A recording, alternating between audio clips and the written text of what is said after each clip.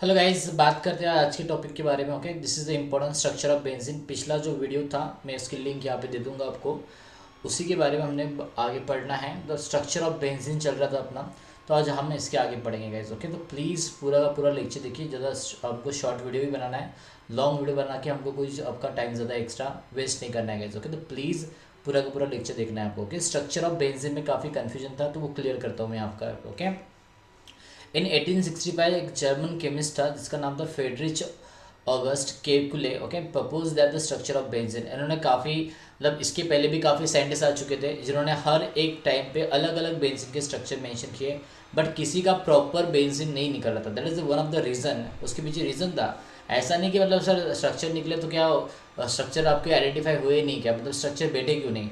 There is a reason कि chemistry में आपका बेंजीन मोस्ट स्टेबल कंपाउंड बनना चाहिए था, जिसकी पर्टिकुलरली बॉन्ड लेंथ एक जैसी होनी चाहिए थी, जिसके पास sp2 carbon each and every carbon होना चाहिए था। ये सब कुछ दिमाग लगाने के बाद आपको ये स्ट्रक्चर बताया गया था। केकुले का मैं आपको दिखा देता हूँ बंदा केकुले कौन था। This is the Kekule. Okay, ये केकुले सर है, Friedrich Kekule, this is great scientist. अब इन्होंने भी इन्वेंशन काफ़ी स्टार्ट किए थे, तो इनका भी इन्वेंशन काफ़ी चल रहा था, लेकिन दिमाग बैठ नहीं रहा था भैया। ओके, तो इसके 1865 में इन्होंने काफ़ी दिमाग लगाया, सोचा कि यार बन जाएगा बन जाएगा बन जाएगा, लेकिन बना नहीं है। केकुले का भी स्ट्रक्चर बना नहीं, बट इन्होंने एक रात को सपना देखा, है ना गाइस। कभी कभी बोलते हैं एक्सीडेंटल इन्वेंशन हो जाते हैं, तो ये ऐसे में है accidental invention structure of benzene का।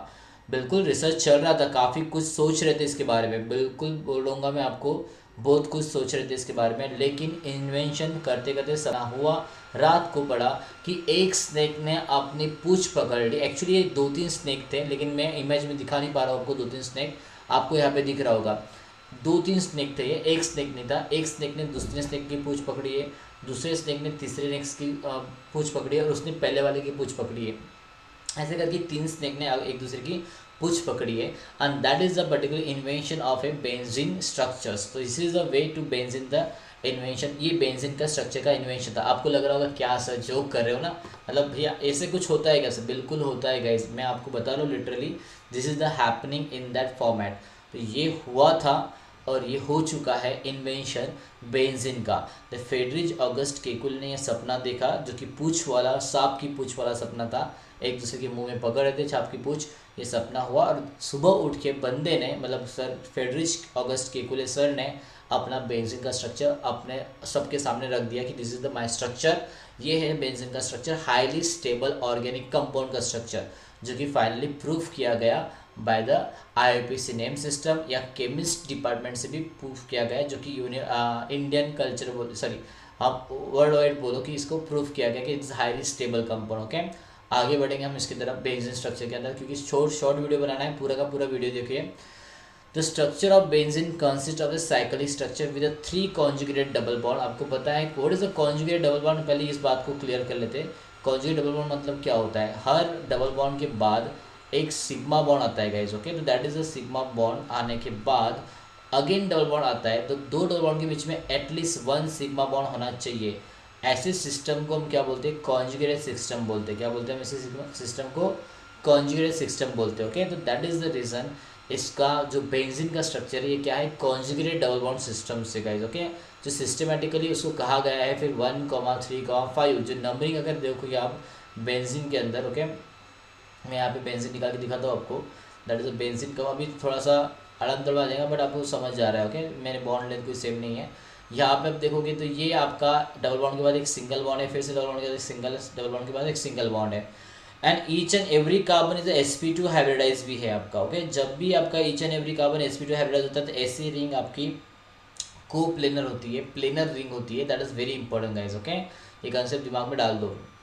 अगर मैं इसको नंबरिंग दूँ, किसी भी एक डबल बॉन्ड से शुरुआत करूँ 1 2, हमेशा याद रखो नंबरिंग आपने जहाँ से शुरुआत की है उसकी एंडिंग वहाँ पे होनी चाहिए जहाँ पे डबल बॉन्ड एंड हो रहा है। That is IUPAC rule 3 4 5 and 6। इस पे से आपको समझ में आ रहा होगा कि 1 नंबर पे डबल बॉन्ड अटैच हुआ है, बाद में 3 पे, बाद में 5 पे।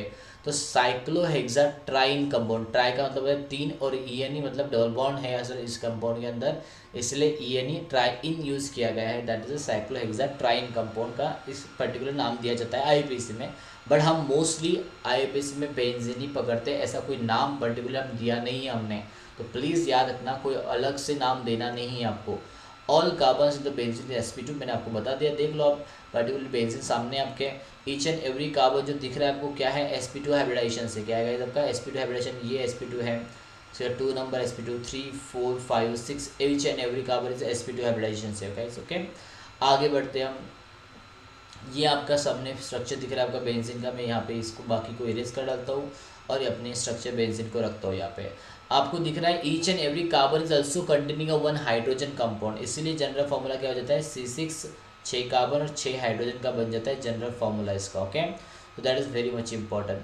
तो आपका ये रिएक्शन अगर मैं रिवर्सिबल फॉर्मेट में करना चाहूँ तो आपको मालूम पड़ेगा कि रेजोनेंस से गाइस, यहाँ पे क्या है, रेजोनेंस से।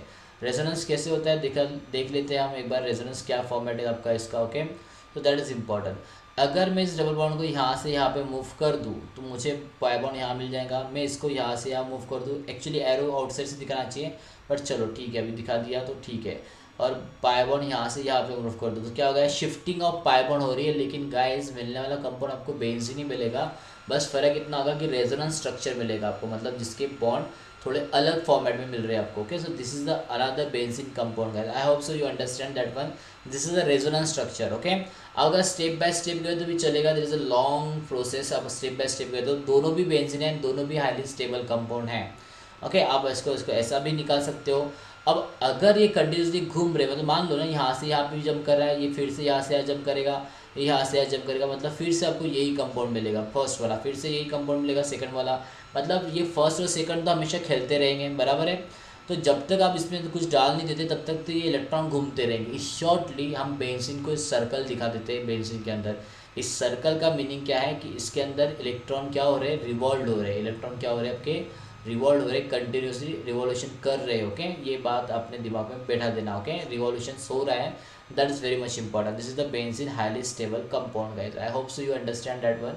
हम आगे बढ़ेंगे अभी नेक्स्ट पॉइंट की तरफ। क्राइटेरिया फॉर एरोमेटिसिटी क्या है, तो ये जो पॉइंट है गाइस ये हम अगले वीडियो में डालेंगे, क्योंकि मैंने कहा था आपको कि हर टॉपिक को छोटा छोटा बनाना है ताकि आप इजीली देख सको टॉपिक को, बोरिंग भी ना हो आपके लिए। पूरा का पूरा एरोमेटिक हाइड्रोकार्बन आपके पास आएगा, don't worry. But criteria for aromaticity जो कि हकेल रूल के अकॉर्डिंग था, मैंने स्टार्टिंग में नाम लिया था इसका, जो कि इस वीडियो में आपको अवेलेबल है, पता है आपको। ओके तो क्राइटेरिया फॉर एरोमेटिसिटी का हम वीडियो जो है वो अगले इसमें देख लेंगे गाइस। आई होप सो आपको ये वीडियो पसंद आया होगा।